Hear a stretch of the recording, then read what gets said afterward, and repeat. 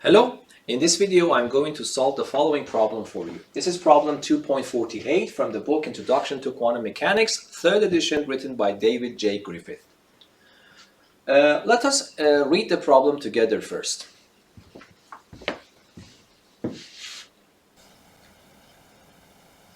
Consider a particle of mass m in the potential V of x equals to infinity if x is less than 0, minus 32 h bar squared over ma squared if x is between 0 and a, and 0 if x is greater than a. Part A. How many bound states are there? Part B. In the highest energy bound state, what is the probability that the particle would be found outside the well, x greater than a? That would be a good idea if you pause the video at this point and try to solve the problem yourself first. If you do your calculations correctly, these are the answers that you will get. For part A, you will see that there are exactly 3 bound states. And for part B, you will see that the probability demanded in the problem is 0.542. So even though it is bound by the well, it's more likely to be found outside than inside.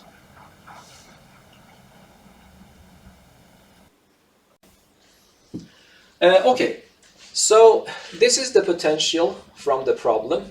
This tells you that the potential is infinity less than 0. So you see that I have sketched the potential here. This tells me that if x is on the left-hand side, the origin, everywhere before this line, the potential is defined to be infinity. And between 0 and a, on this interval, the potential is defined to be this number. I have introduced a constant here, we know, to be the positive part of this number. So this tells me that this number becomes minus v node, and this minus v node here. And then between 0 and a, the potential is this constant number, and after a, the potential, as you see, is equal to 0. So that is the sketch of this potential. So what we are interested in the first part at least, is the number of bound states. So we want to see that how many bound states are there for these potential. First of all, we have to have a good understanding about the bound states. So assume that energy E is the energy for a typical bound state.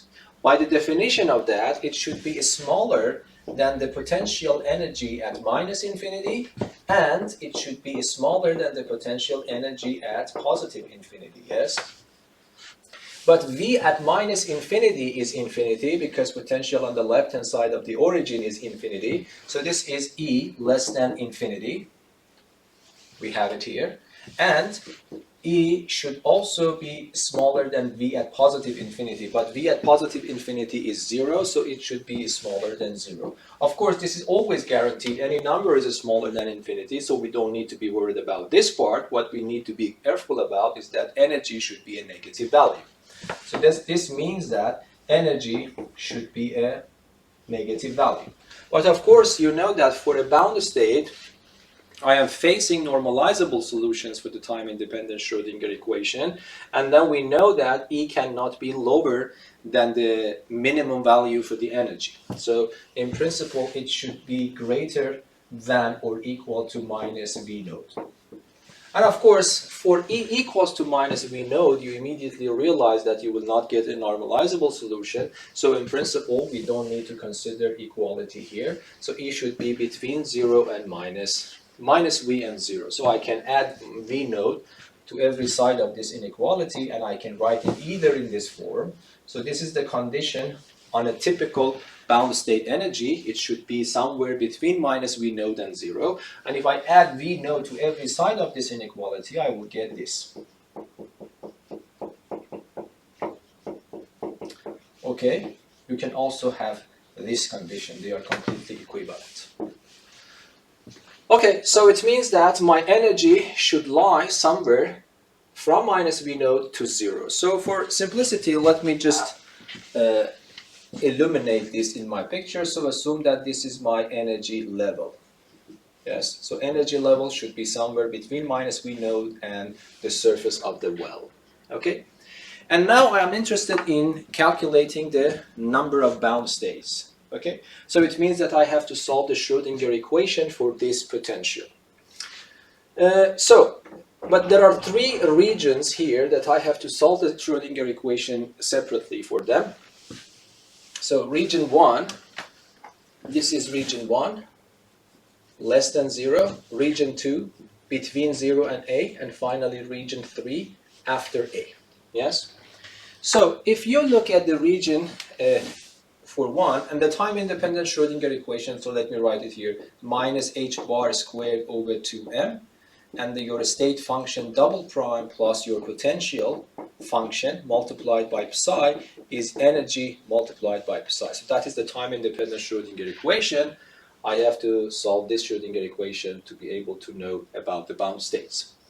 But of course, on the left-hand side, my potential, as you see, is infinity. So in technically, I should replace v of x on the left-hand side here with infinity. It is not very mathematically sound to use the symbol of infinity by putting it in a differential equation. But of course, you can immediately understand the answer to that part of the state function becomes the zero function. Why? Because assume that this is infinity, and assume that psi is not the zero function. So it means that at least at some point psi is not equal to 0. In that case, I have a finite value at that point. Then I will have infinity here because psi is not 0, and v of x is infinity. And this is also well defined if this is a state, if it is a bounded state. So it means that on the left-hand side, I will have infinity. On the right-hand side, I will have a number, a finite number, and this cannot hold, that the finite number is equal to the infinity, yes? So this is good enough to understand that this psi on this region is identically 0. But if we want to have a little bit more respect towards mathematics, we can do it more properly. How? And I want to do that, okay? So instead of saying that this potential goes to infinity at 0, I define a new potential. I would define a new potential, let me call it phi x. I define it exactly as it is defined, except for the first part. So I will define it to be 0 if x is greater than a.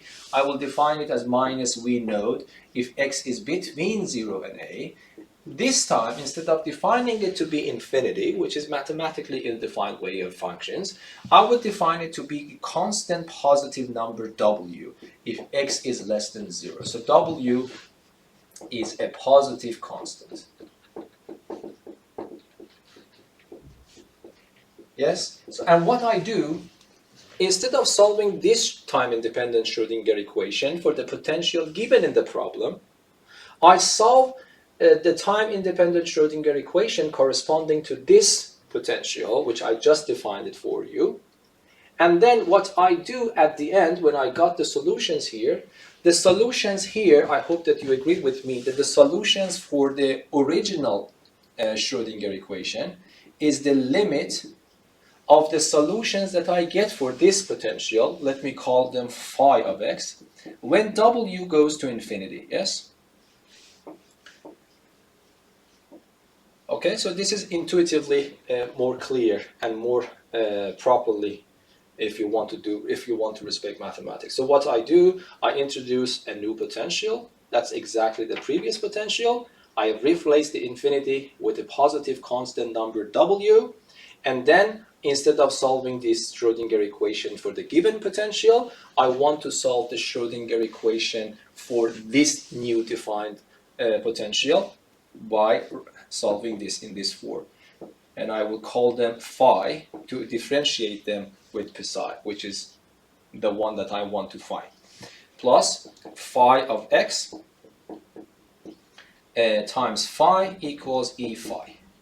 So what I'm saying is that I will solve this and find phi, and then calculate the limit of phi when w goes to infinity. So it means that at the end, I am sending w to infinity. Hopefully you agree with me that that would be the solution for this differential equation treated more properly mathematically. Yes, so what I do, I concentrate here for the time being to solve this problem. This time-independent Schrödinger equation for this defined potential. But I have to do it again in 3 regions, yes? So if x is less than, so number 1, if x is less than 0, phi of x is equal to w. So if I replace phi of x with this constant, it becomes minus h bar squared over 2m phi double prime plus w phi equals to e phi. I move this, by the way, because now it is in the first region, so let me equip this with an index 1 so that it is just the part of the final solution which works when x is less than 0. Okay, but of course at the end I will have only one single wave function but with different rules depending on in which region I am looking at them. Okay, so here I move this to the left and I multiply it by the reciprocal, so it becomes phi 1 double prime plus minus 2m h bar squared w minus e phi equals to 0. Yes? And I introduce a new letter, a new parameter rho. So define it in this way, square root of 2m w minus e divided by h bar. So I define this rho in that way. And by the way, this is possible because w is assumed to be positive, energy is negative. So w minus e is definitely strictly positive and rho is definable in this way. It's well defined, yes? So then if this equation will give me, let me write it here to save some space. So it becomes phi 1 double prime minus L squared phi equals to 0, phi 1. And then this is a very famous differential equation, and you know that the solutions are real exponential functions. So then it means that phi 1 of x is equal to a constant e to the power of rho x plus b e to the power of minus rho x. Yes? Okay, I go to the next region. The next region, number 2, x is between 0 and a. Then my potential phi x is actually minus v node, and then I go to this differential equation, this Schrödinger equation, and I replace phi x with minus v node and solve it once more. So this becomes minus h squared over 2m phi double prime, but now it is in the second region, so let me equip it with an index 2, and then I will have minus v node phi 2 equals to e phi 2. And then I move this term to the left and multiply by the reciprocal as before. I will get phi 2 double prime plus this time 2m e plus v node divided by h bar squared phi 2 is equal to 0. This time I define a new constant here. Let me call it k. I define it as a square root of 2m e plus v node divided by h bar. So let me put this one in the, so highlight it for the future reference. But what is important is that, again, you see that e plus v node is a strictly positive. So first of all, this is definable. And the second thing is that k, so the second thing is that k itself is a positive value. So here you know that the rho is positive. You know that k is also positive.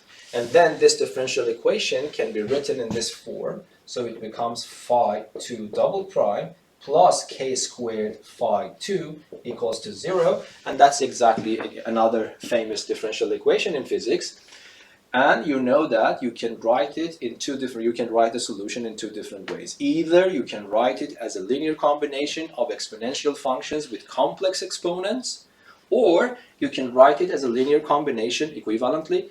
Write it as the linear combination of sine and cosine functions. And if you have a little bit of experience in solving these problems, you will definitely know that for bound states, it is better to use the sine and cosine function.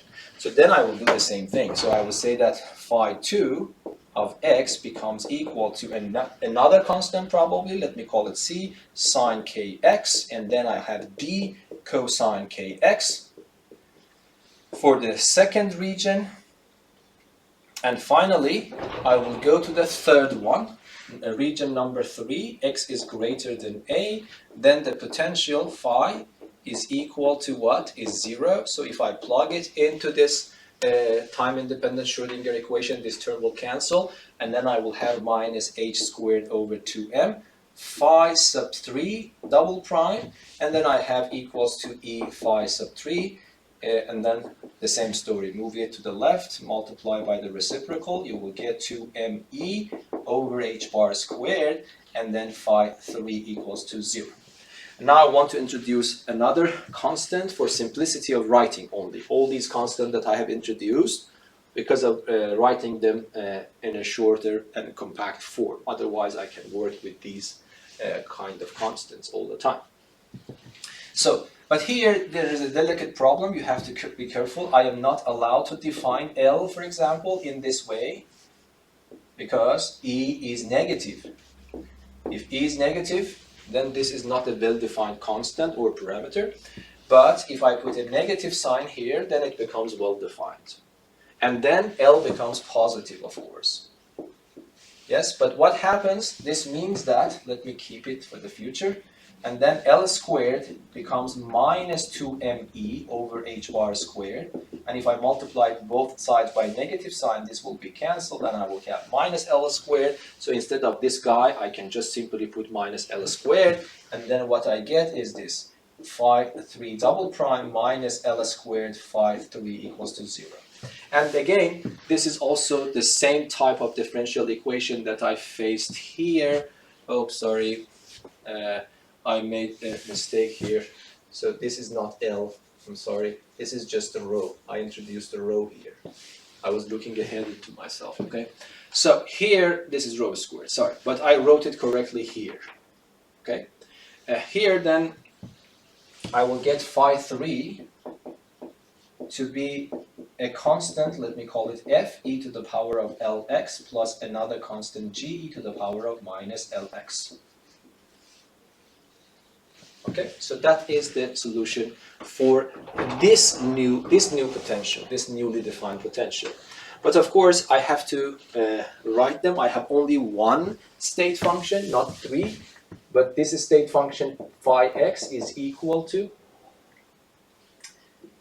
a e to the power of rho x plus b e to the power of minus rho x if x is less than 0.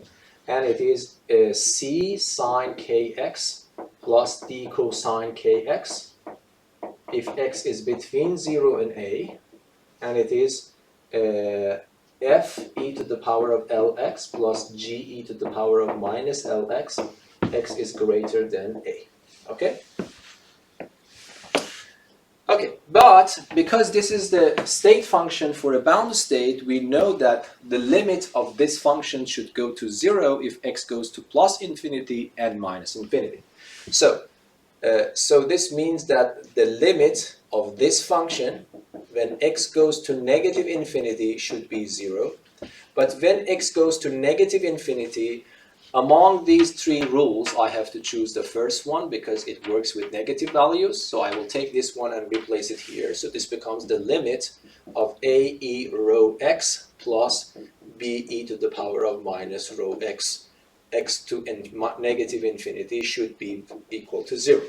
But now look, rho is positive. Yes? If x goes to negative infinity, this term will automatically vanish itself. But on the contrary, this will blow up. But I want to have it equal to 0. There is no way unless I choose b equal to 0. So this would then imply that b is equal to 0. Okay? So if you don't mind, let me just cross this b over here. So this will go away here. And for the same reason, now let me consider the other extreme. So the limit of phi x when x goes to positive infinity should be 0 again. This is a bound state. Then it means that I have to take this one, which admits infinity. So then it becomes f e l x plus g e minus lx. X goes to positive infinity should be equal to 0. But for the same reason this time, x goes to positive infinity. This term automatically vanishes because L is positive. But this term will blow up, but I want to have it equal to 0. So there's only one chance for me, and that is when f is chosen to be 0, nothing else. So this automatically also vanishes here. So we don't have f term here, we don't have b term there, and this is what is left for us. Okay, so this is the solution, of course, up to some constants a, c, d, and g for this time-independent Schrödinger equation corresponding to this potential. But now I want to go and find the solution for my original potential. So it means that I want to find psi, and then I will use this idea here. So the psi for the original potential equation is the limit of phi x when w goes to infinity. Okay? But if I want to calculate the limit of phi of x when w goes to infinity, I have 3 rules to consider, but this one and this one are not affected by sending w to infinity because they depend on k and l, and if you see the definition of k and l, w does not appear in neither of them. Yes? But w appears in the definition of rho. So it means that if I want to calculate this, this becomes equal. I have to copy and paste this part and that part, so it becomes c sine kx plus d cosine kx, yes, when x is between 0 and a, and it is ge minus lx when x is greater than a. But this one, I have to take the limit of that part, so this becomes the limit of a e to the power of rho x when w goes to infinity. When x is less than 0, that's also important. Okay, so let us see what happens. So the only thing that I have to consider is this one. I am sending w to positive infinity. I know rho goes to positive infinity because if I increase rho, if I increase w, rho will also increase. But the point is that here x is negative. So even though rho goes to infinity, but x is a negative number here, yes? So it means that at the end, this exponential will go to 0. And that is exactly what we predicted even before this proper way of calculating things. Okay? We just actually realized that this. So you can always use this, but I wanted to see this way of doing this properly from mathematical point of view. So finally, my state function now for the potential expressed in the problem is 0, as you could actually guess, and then this is c sine kx plus d cosine kx if x is between 0 and a, and then finally g e to the power of minus lx if x is greater than or equal greater than a. So for the time being greater than a. So if I ask you what this is the solution to the time-independent Schrödinger equation for exactly the potential given in the problem. But there are, of course, constants which we don't know yet. If I ask you how many constants we don't know, c, d, and g we don't know, so there are 3 of them. But we don't know k, we don't know l. What? Yes, because k is defined here. Because we don't know energy yet, we don't know k. We don't know energy yet, we don't know L. But hopefully you agree with me, k and L are not considered to be 2 unknowns because they are both related to the single unknown energy, E. So they are considered only 1 unknown. So there are 4 unknowns, C, D, E, G, either k or L, in principle E. Yes? Okay, but we know that a state function should be continuous everywhere. So what does it mean? I have to impose those continuity conditions here. So 0 function is continuous everywhere, sine, cosine, and exponential functions are continuous everywhere. So each one of these functions you see are continuous. The only problem that might arise is when I am jumping from one definition to another function. Yes, so I have to glue them if this is the chance that they are actually falling apart. Yes, so it means that the psi at 0, when I approach 0 from the left, I'm using minus sign here from meaning from the left, it should match with psi at 0, but if I am coming and getting close to 0 from the right. Psi 0, when I'm approaching 0 from the left, is 0 here. So this then implies that 0 is equal to psi 0 from the right hand side, I need to choose this rule and replace x everywhere with 0. If I replace x with 0, sine 0 is 0, so that's totally gone. Cosine 0 is 1, so it becomes d.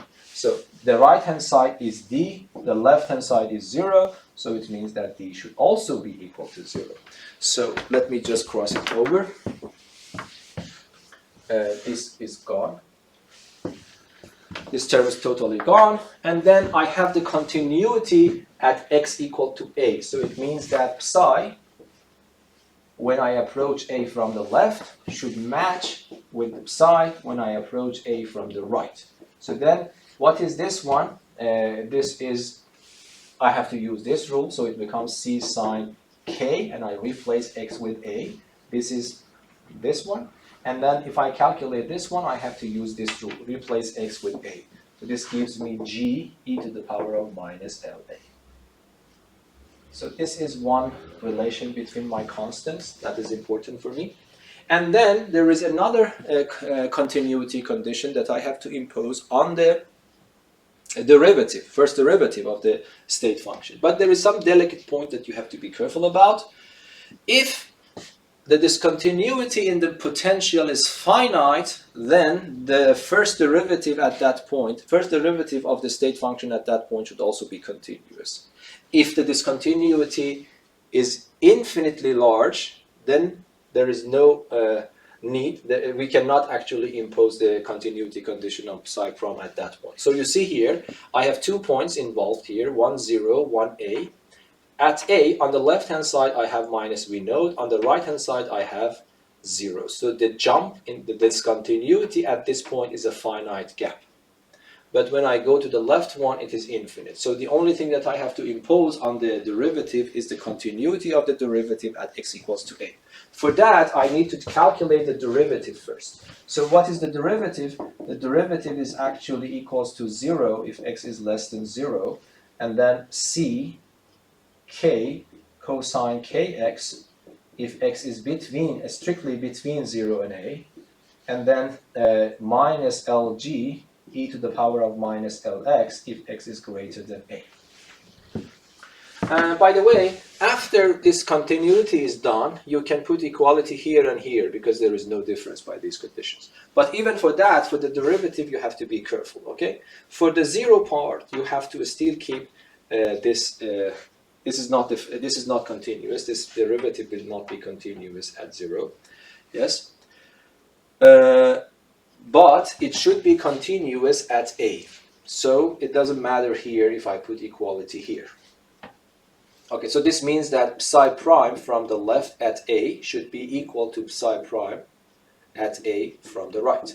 So then this means that this one, I have to replace x with a, because I am on the left-hand side of a, so it becomes ck cosine ka equals to, and I have to replace a here, so it becomes minus lg e to the power of minus la.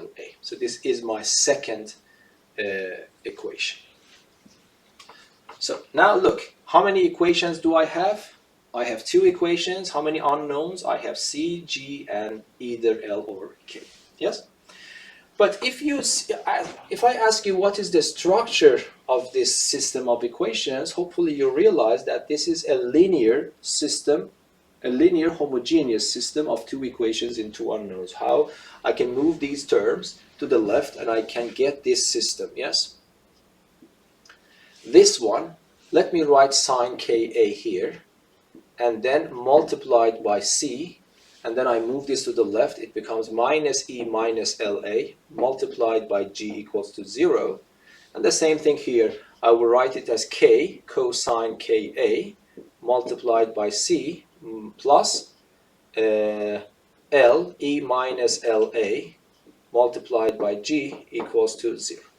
So this, I have 2 equations, and they are linear because the unknowns appear with power 1 here, of course, except the energy itself. And then the right-hand side, I have 0, so that is called homogeneous. Of course, you know that if I want to solve this system for any given value for k and l, one trivial answer is to choose C and G both equal to 0. Because if C and G are both equal to 0, this equation is satisfied. This equation is also satisfied. But if I have both C and G equal to 0, then if I go back to my wave function here, C and G are also 0, so I will get 0, 0, 0 everywhere. Then I will have the state function equals to 0, which is not physically acceptable because, for example, it is not normalizable. So it means that even though 0, 0 is a solution to this system, it is physically not acceptable for us. So the only thing that matters is, can I do something to this system so that it is guaranteed that I have a non-zero solution for my system? And if you remember your linear algebra lessons, you immediately realize that necessary and sufficient condition for this happen for a system of linear homogeneous equations is that the determinant of the coefficients be equal to 0. So this means that I want to guarantee a non-zero solution, so it motivates me, so actually it forces me to admit that the determinant of the coefficients should be equal to 0.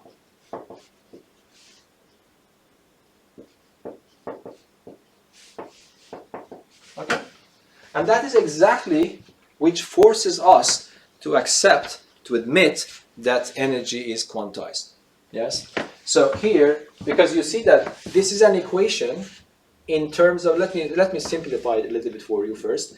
I have to calculate this determinant. This times that becomes L, E minus LA sine Ka, and then minus times that becomes positive e to the power of minus LA, K cosine Ka equals to 0, but e to the power of minus LA is not 0, so I can cancel everything. And I make it a little bit simpler here for you, so it becomes L sine Ka plus K cosine Ka is equal to 0. This is the equation that I get. Let us not put it in a box. I want to simplify it and then put it in a box.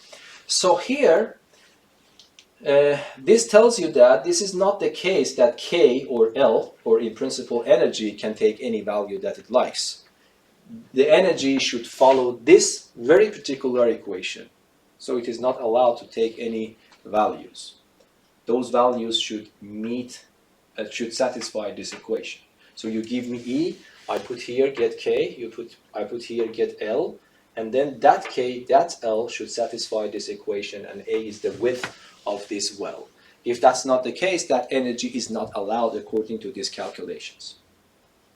Okay, but the point is that this is not a type of equation that we can solve analytically, because if you see, the unknown appears here as the argument of sine and cosine, and also outside.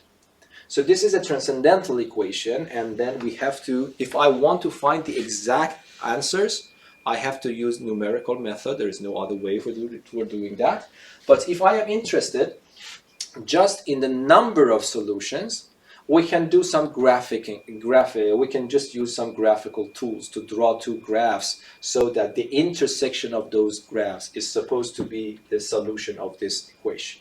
Okay, so you are probably familiar with that trick.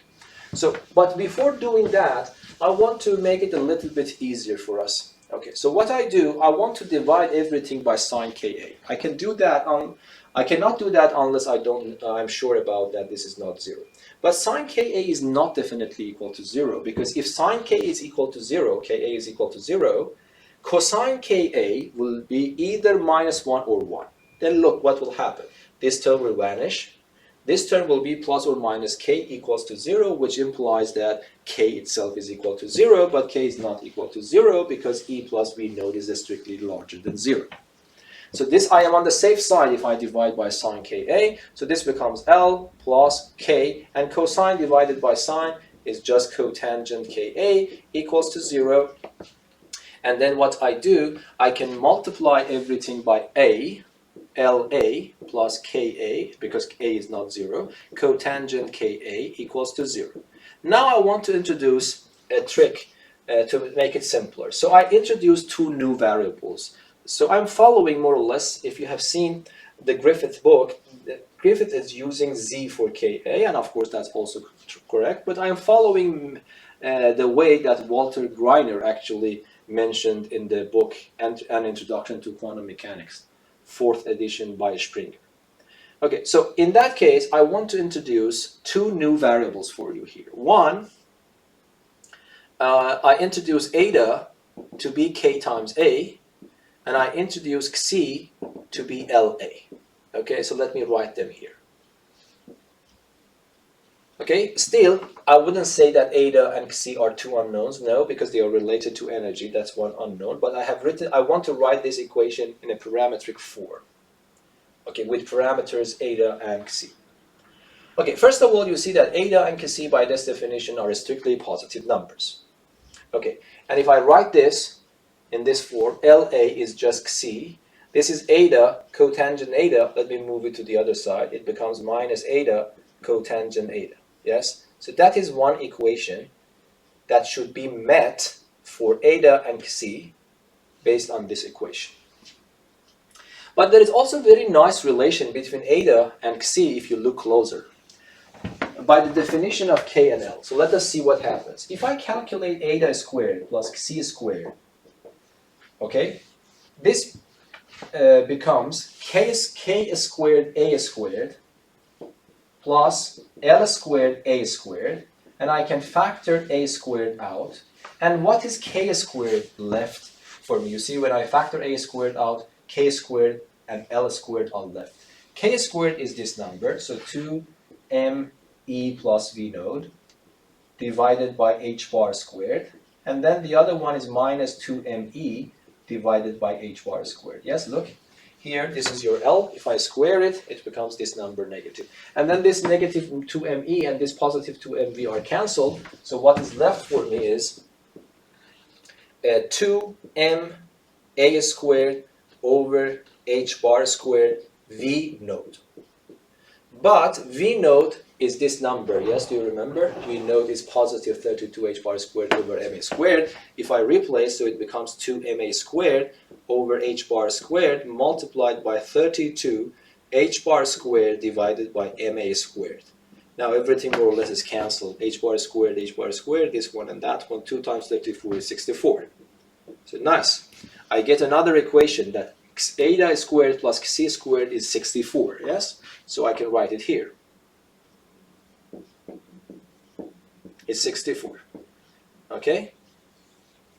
So what I know that for any allowed value for the energy, E, these numbers, eta and xc, should satisfy two conditions, two equations, this one and that one, and of course the constraint that both of them are strictly positive.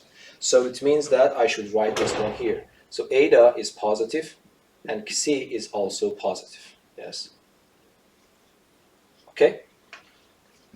So in principle, what I'm supposed to do, I am supposed to know how many solutions are there for my system. C is minus eta cotangent eta. C squared plus eta squared is 64. And then C and eta are both positive. So that is my focus now. I need to know how many solutions are there for this system. In other words, how many positive real numbers eta and xc are there so that they satisfy this one and that one. Okay, so this is not something that I can do it analytically because that is quite equivalent to this equation, and this is a transcendental equation. So I shouldn't hope that I can do it analytically, but I can do it graphically. Yes. And from graphical point of view, if I want to draw the graph of this one, that is very easy. You realize that this is just a circle centered at the origin of eta xc plane, and its radius is 8. But of course, because I have this constraint, it is just a quarter of a circle of that circle which lies in the first quadrant. Because that's easy, so let me start doing this from try to sketch the graph of that one, because that is enough for our case. So, and then if I want to do that, because there's cotangent involved, so you know that xc is minus eta cosine eta over sine eta, yes? So you know that I have to consider the vertical asymptotes for this function. So, and then the candidates for vertical asymptotes for this function are the ones which make the denominator equal to 0. Okay, but I also want to have positive ones. Okay, so for psi equals to 0, that's an exception, because if you calculate the limit of xi when eta goes to 0, you will not get infinity. Yes, why? Because when I am sending eta to 0, this one is a famous limit. This is 1. Cosine of 0 is 1, and I get negative 1. So eta equals to 0 is not the asymptote, actually. It's not a vertical asymptote for this function.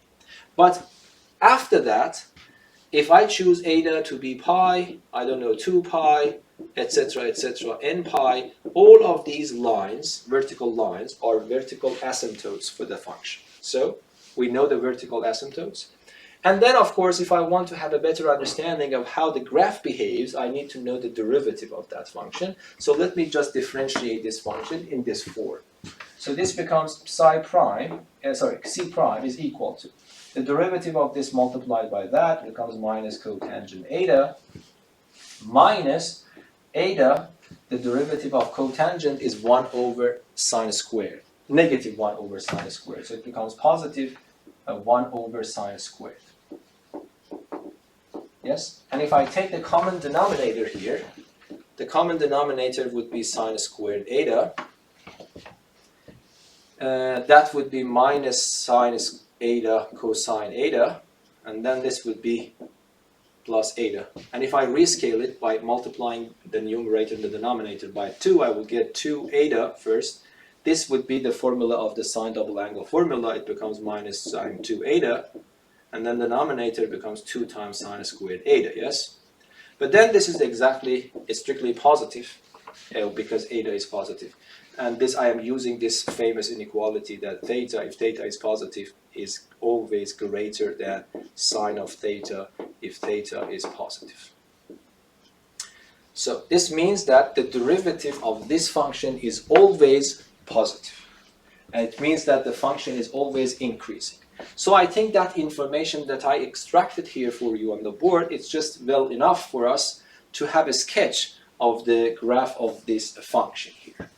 Okay, so let me do some sketching. So let me move this board higher.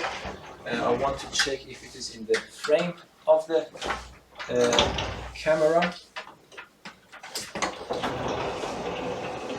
Yes, what I need probably for the time being. Let me see if it is in the frame.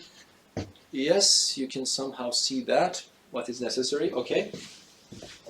So what I want to do, I want to sketch the graph of this first function. Yes. So what I do, I will actually do something like this. So my main focus will be on the first quadrant. Yes. So here, let us consider that this is pi, for example, and then let us consider that this is 2 pi, and then let us consider that this is 3 pi, and you can continue. Yes. Okay, what happens when eta goes to 0? When eta goes to 0, we realize that the limit is minus 1. So it means that, assume that here is minus 1, so let me clean it. I exclude minus 1 from here. And these are my vertical asymptotes from this one, and from this one, and from this one. And of course, it continues on both sides, yes? From the right, from the left, but I don't need to draw the left ones. And by the way, I forgot to write, this is the eta axis, and this is my xi axis. Okay, so here the graph starts somewhere here and it starts increasing. This will increase all the time, okay? So this means that the graph would be something like this. It will start from here at pi over 2, cotangent of pi over 2 is 0. So this goes here and asymptotically gets closer and closer to this vertical asymptote. And then when I am pi on the right hand side, the limit is minus infinity, and on 2 pi from the left hand side, the limit of the function becomes positive infinity, and the function is increasing all the time. So then this will be something like this. Yes? and the same thing happens over and over again.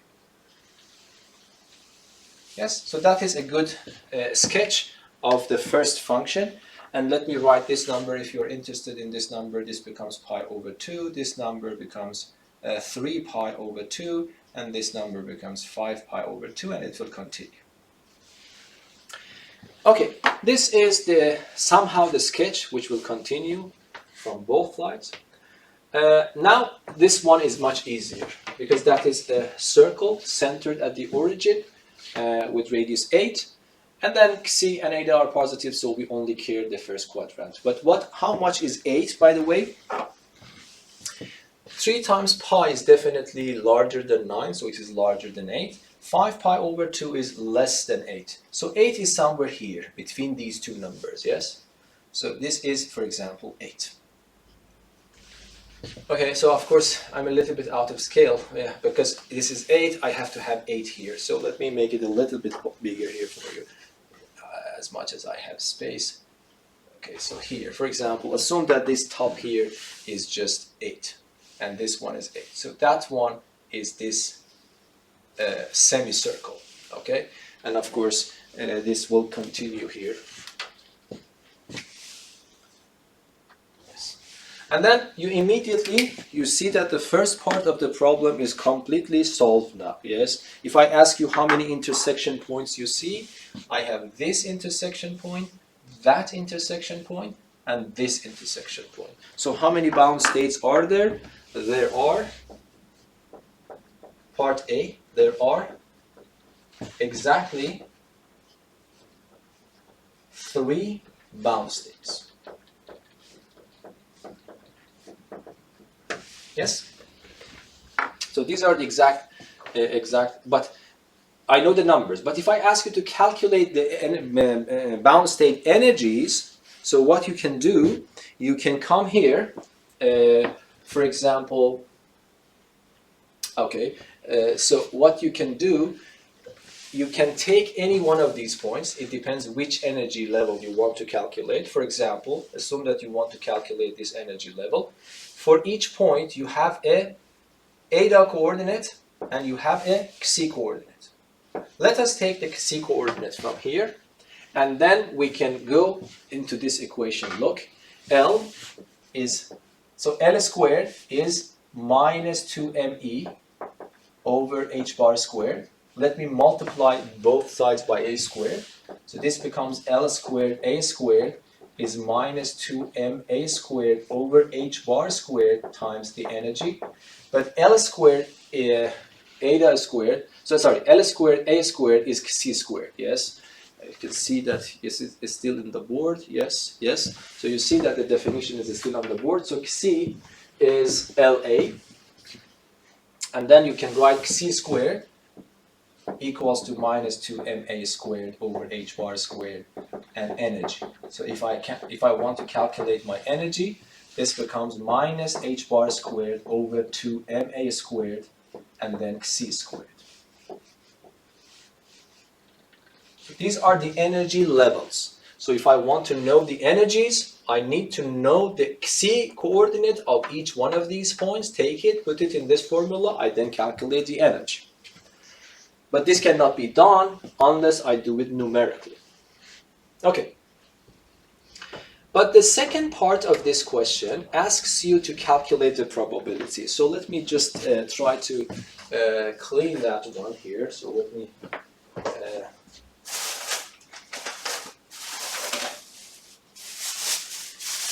bring another eraser.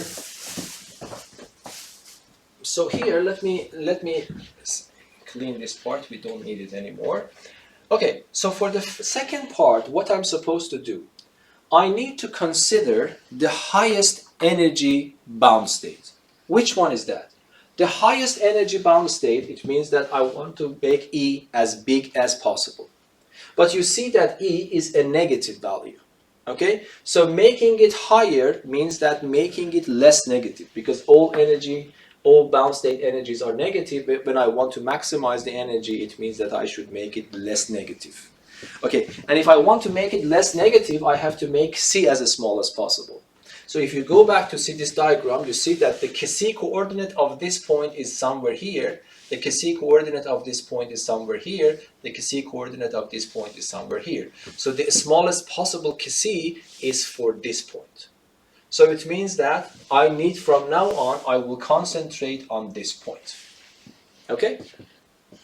But of course, the calculation that will follow does not depend which point you are thinking about. The second part, we want to calculate if I am in the I am in the highest energy level, what is the probability of getting x greater than a? So, if I want to calculate this, I have to calculate the integral from a to positive infinity, the absolute value of my state function for that particular energy, dx. So be careful. So this calculation depends on which point you are choosing. If I do this calculation for this point, I am calculating the probability for this particular state. Okay? The corresponding state. If I do the calculation for this point, I will find the probability for that point, and etc. Because this psi x is sensitive to the choice of eta and kc. How?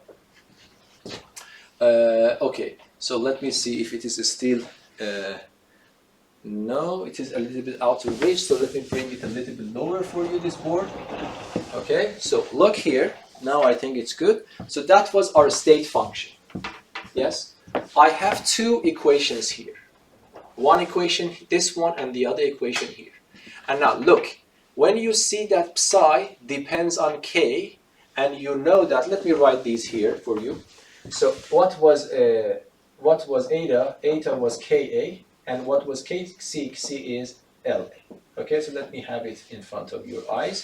So here, if you see k from this relation relates itself to eta, and then L, using this relation, relates itself to Xc. Yes? So it means that this Psi that you are seeing here is sensitive to your choice of eta and Xc. So it depends which point you are choosing, because each point has a different eta and Xc coordinates. So that is sensitive to your choice here. Okay, but now you can see immediately that I can write this psi function a little bit simpler, because I have to calculate it at the end. So let me write my psi function here a little bit compactly. So here, this equation you see, let me just write it here.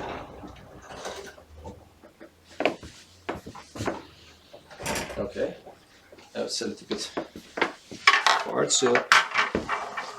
So here, this equation, let me write here that I have a little bit of space. I multiply everything by the reciprocal of this one, then I will get G is equal to C e to the power of LA, and then I will have sine KA. So here, instead of G, I will put here, but of course, what is LA? LA is Xc, so let me clean LA and put Xc. And then what is Ka? Ka is eta. That relation defines G for it. Okay?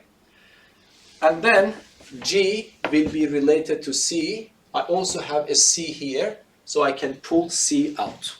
Yes? So let me write this wave function here for you. So the wave function that I write here is psi x. The first line is of course 0. If x is less than 0. The second one is c sine kx, but let me write it here. C sine, instead of k, I write eta over a, and then times x, because I am now writing the state for any one of these points. Okay, and I know, in principle, I know the eta and c coordinate of those points, and then x is less than. X is between 0 and a, and of course this is also continuous now. And for the next one, if you see it on the board, it is G, which is this coefficient in red. It becomes C e to the power of Xc sine eta, and then I will have e to the power of minus L, instead of L, I write C over A, times x if x is greater than or equal to A. So this is the state function. Yes? So that is my state function corresponding to one of these points whose coordinates are eta and c. Okay, so I have to take this one and put it here and then calculate the integral, then that will give me the probability. That is in principle. Okay, but before doing that, you see that still I have a constant c left here, and that is exactly the normalization constant. So what I'm supposed to do, I have to normalize my wave function first. So if I want to normalize my wave function, I will say that 1 is equal to the integral from minus infinity to infinity, and then absolute value of psi squared x dx. Yes? But this integral from minus infinity to 0 vanishes because psi is 0 at that point. So then it means that I have to go from 0 to A, and then psi x is this one, so I square it. C squared is constant, I put it out. This becomes sine squared eta over A x dx, and then plus the integral from A to infinity. So I have to use this one, I have to square it. These are all constants, I take them out. So this becomes c squared e to the power of 2c sine squared eta, integral from A to infinity, this one squared dx, and this is supposed to be equal to 1. But I can immediately calculate these. Actually integrals. They are very standard and simple. For this one, I use this famous formula: sine squared of any angle theta is 1 over 2 minus 1 over 2 cosine 2 theta. Yes, we know about that. So I would write it. And then you see that I have a c squared here, a c squared here. So let me factor it out. So remember that this sum at the end should be equal to 1. So then I would write it as integral from 0 to A, 1/2. I'm using that formula. And then minus a half cosine of the double angle. So it becomes 2 eta over A times x. And then the whole expression dx. Okay? And then I will have e to the power of 2c sine squared eta. And then I have that integral. Okay, I can do the integral right now. So it becomes minus a over 2c e to the power of minus 2c over a times x. X goes from a to infinity. Yes? Good.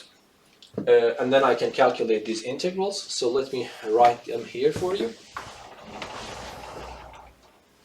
So this becomes c squared. The first integral 1/2 becomes 1/2 x between 0 and a, so it becomes simply a over 2. The second integral is a cosine function, so it becomes a over 4 eta sine 2 eta over ax. And then plus, I will write the other parts, 2c sine squared eta. And that integral goes from a to infinity. Okay, so if I put infinity, this is a positive number, so it becomes e to the power of negative infinity. It is vanished. Minus, that minus sign comes in, will actually take this minus sign away. So it was better if I write that one here. Okay, let me write it once more. So this becomes what? A, positive a over 2c. And then after putting infinity, I have to put a. When I put a, this a and that a are cancelled. It becomes e to the power of negative 2c.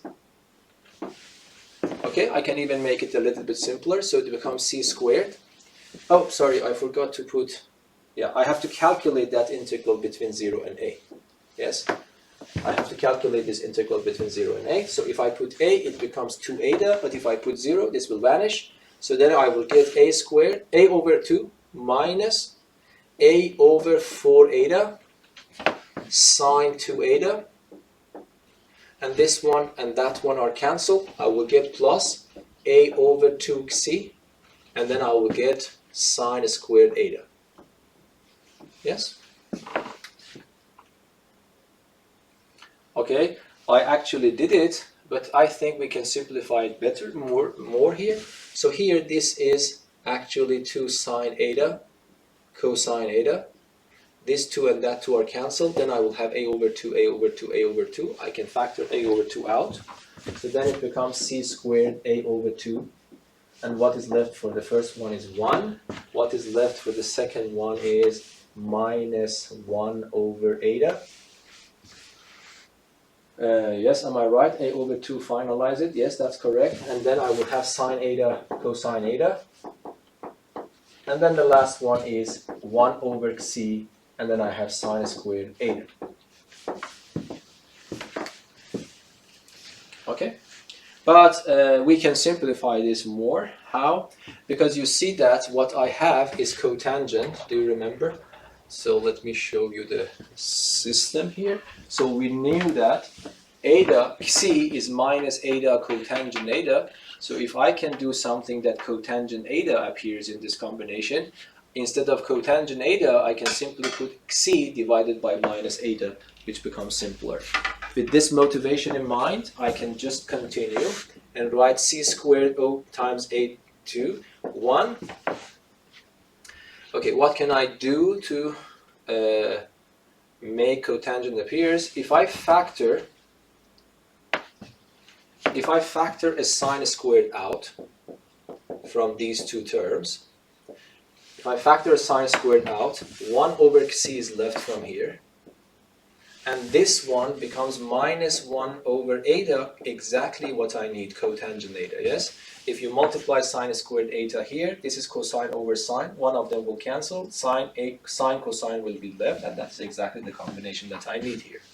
If I can do even better, because we know this formula, yes? We know that 1 plus cotangent squared of any angle is 1 over sine squared of that angle. So instead of sine squared, I can write the reciprocal of this combination, yes? So let us do that, yes? So it becomes c squared a over 2, 1 plus this one, I would write 1 over 1 plus cotangent eta squared. And then I will have 1 over c minus 1 over eta cotangent eta. Okay, hopefully I've done everything right. But then at the end, as I told you from this equation, so cotangent eta is minus c over eta. I will take this one and put it here instead of the cotangent. Yes, at least I get rid of cotangent. That's good. So this becomes c squared a over 2.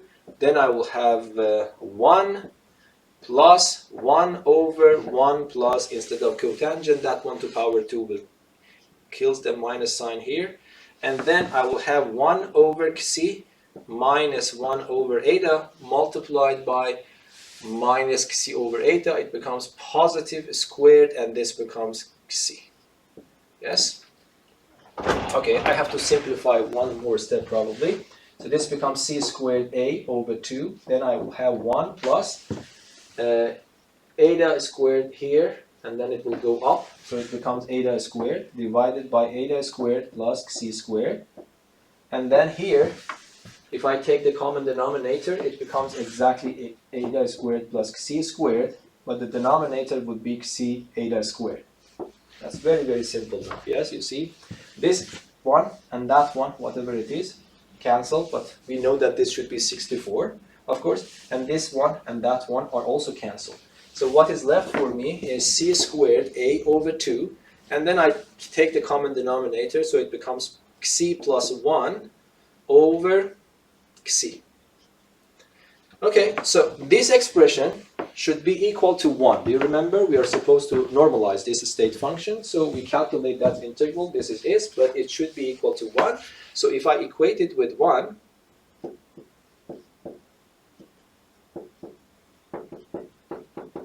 this means that c, I consider that c is positive and real, so then it becomes square root of 2c over c plus 1, and then I have a. This is my normalization constant now. Now everything is in order. I can use the same state function, but put it in this integral now and calculate the probability demanded in the problem and use some kind of software to calculate that number. Okay, so what I do, I now start calculating this for that state function, and we know that C is that particular value here. So the probability of x being larger than a is equal. Let us do that. Integral from a to infinity, psi squared x squared. I have to use only this rule. So it gives me a c squared. C squared is this one squared, which is 2c divided by c plus 1 times a. This is c squared. Then e to the power of 2c, then sine squared eta, then the integral from a to infinity, this part squared, e to the power of minus 2c over ax dx. Okay, and then I continue, 2c over c plus 1, a e to the power of 2c sine squared eta, and then that's exactly the integral that I calculated here. So do you remember what I got? It's exactly this integral that I calculated once. So it becomes at the end a over 2c, and then I will have e to the power of minus 2c. Am I right? So you remember I had this integral here. Yes, that's correct. I will get the same answer, yes? No surprise. So then this one and this one are cancelled. 2c and 2c are cancelled. A and A are cancelled. So I get this formula. So the probability that I was looking for is nothing except sine squared eta divided by c plus 1. That's the formula. Of course, if you want, you can get rid of sine by doing the same trick, yes? So 1 over squared of sine is this formula. So if you want, you can still continue. It's not necessary, but that is your probability. So this will give me 1 over 1 plus cotangent squared, but cotangent squared is, what was that? It was c over eta squared. And then divided by c plus 1. Am I right? Yes. And now the good point is that when you take the common denominator, it becomes eta squared, and then this becomes eta squared plus c squared multiplied by c plus 1. But now we know that for any point, any one of those intersection points, doesn't matter, this combination is 64. So we can also write it in this form. So I can write that the probability demanded in the problem, so let me write P as before, consistent. So this becomes eta squared over 64 multiplied by c plus 1. So finally, I will stop here. So that would be the demanded probability, but that is completely generic. So it doesn't matter if I want to calculate the corresponding probability, I have to know these coordinates, the eta and c coordinates of these points, take them and then put them in this formula and calculate this. Whatever I get this here, that would be the probability of being after A, for that particular bound state. But here, according to the Griffiths, we are supposed to calculate this one for this point. So for this, I want to use the software. Okay, so let me turn on the software.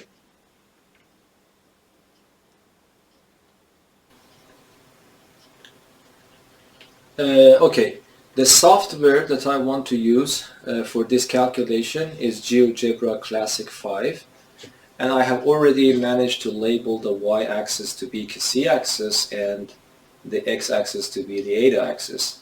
But if I want to draw the graph of those functions, I have to use the traditional letters. So instead of c, I put y equals to minus, instead of eta, I put x, cotangent of x. Yes, and then you see the graph of that one here. So you see it's actually symmetric with respect to the x-axis, y-axis, or z-axis in this case, and I don't need to know everything. I just need to concentrate on the first quadrant. So that is exactly the one that we had on the board. And then we go and then we have to draw the graph of that a quarter of the circle, but the trick we have to use is to use y equals to square root, yes, of which function radius to power 2, 64 minus x to the power of 2.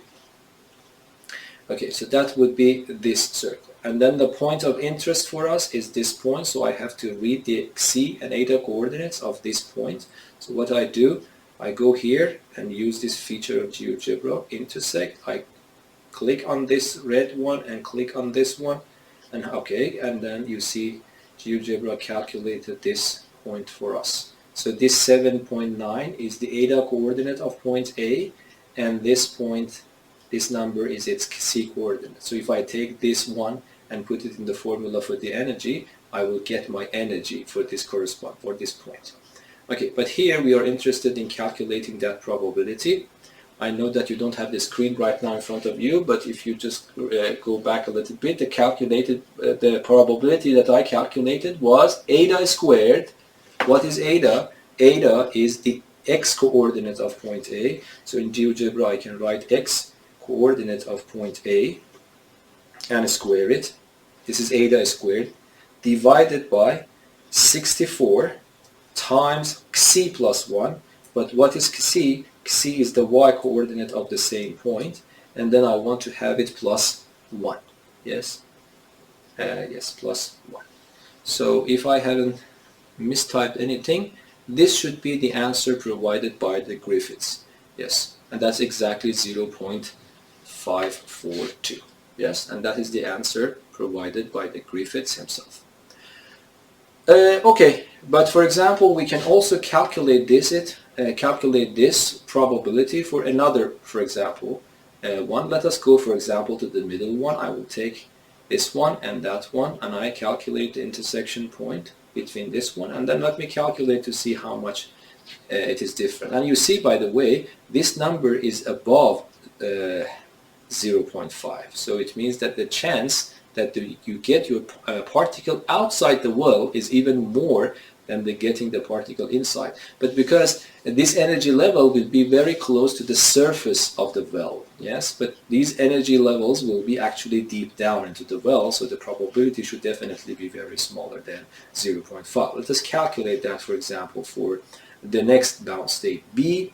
So what I have to do this time, I have to take the x coordinate of B, yes, and square it, because that is eta squared, and then divided by, again, 64 multiplied by c plus 1, so it is y of the point B, and sorry, the point B, and then after that plus 1. Yes? Yeah, hopefully this is also the case. Okay, you see that it is much smaller than 0.5, so it is actually very small. And you can also calculate, so it means that when you go deep down to the well, then the chances that you are outside the well is actually negligible. It's small, yes. For example, let me also, just for curiosity, let me calculate this one as well. So this one is c, and I will do the same thing. So this time x of c squared divided by 64, and then I will have y of point c plus 1.